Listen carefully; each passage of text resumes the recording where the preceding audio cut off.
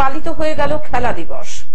গতকাল 16 আগস্ট রাজ্যের বিভিন্ন প্রান্তের মতো বিধাননগর পৌর নিগমের 8 নম্বর ওয়ার্ডে পালিত হয়ে গেল খেলা দিবস।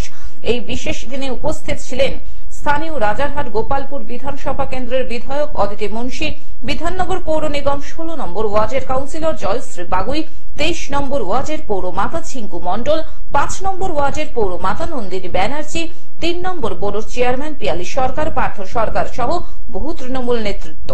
সমাজে এটা চলতে পারে না, এর ব্যবস্থা খুব তাড়াতাড়ি নেওয়া হোক। এবং আমি এটা চাই, আমাদের মমতা বন্দ্যোপাধ্যায় মুখ্যমন্ত্রী তিনি নিজেই বলেছেন, প্রথম দিনই বলেছেন যে অপরাধীর মৃত্যুদণ্ড তিনি দাবি করেন।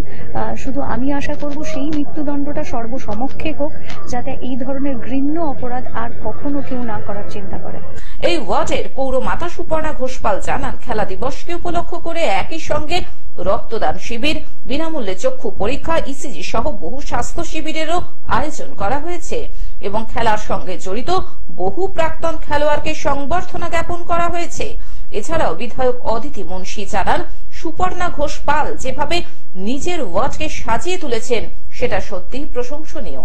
খেলা দিবস উপলক্ষে যেহেতু আজকে এত বড় রক্তদান কর্মসূচি, বিকালবেলা আমরা খেলাতে পারছি না, তার জন্য আমরা এই অঞ্চলের সমস্ত প্রাক্তন ফুটবলার তাদেরকে আমরা সংবর্ধিত করেছি এবং ক্লাবগুলো 20টা ক্লাবকে আমরা ফুটবল প্রদান করেছি। আমরা আগামী দিন একটা খেলারও আয়োজন রাখছি। বিধাননগর থেকে অনির্বাণ দত্তের report, globe news.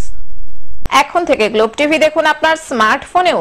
Google play store অথবা অ্যাপল স্টোর থেকে ডাউনলোড করুন গ্লোব টিভি লাইভ অ্যাপ। এছাড়াও জিও টিভি অ্যাপ থেকেও দেখুন গ্লোব টিভি লাইভ।